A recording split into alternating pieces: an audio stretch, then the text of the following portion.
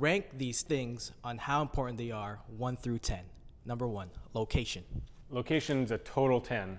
Location, location, location. The old cliche is totally true.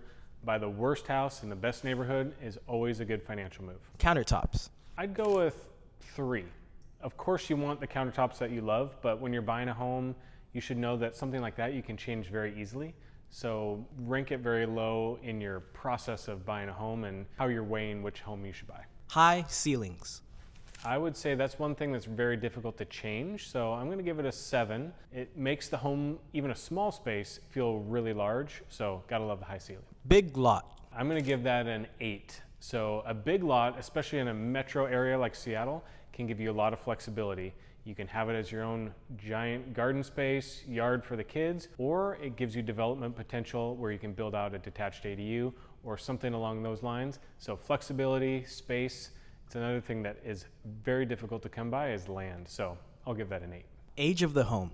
That's totally dependent. I'm gonna rank that pretty low, probably a 5. The age, if it's renovated, can really mean not much. So depending on what type of architecture you like or how well the home is renovated, age doesn't really matter.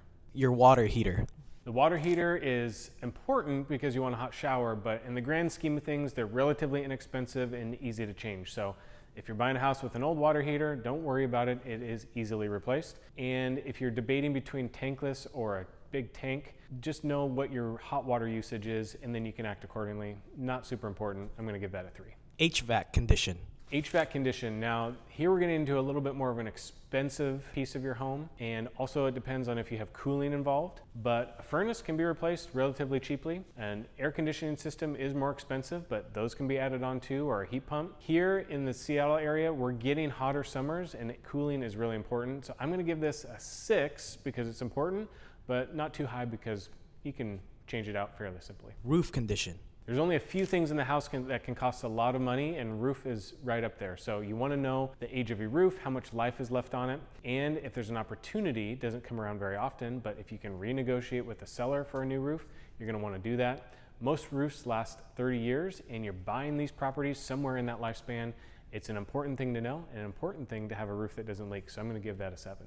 Backyard space. Most people are buying single-family homes for the space and the elbow room.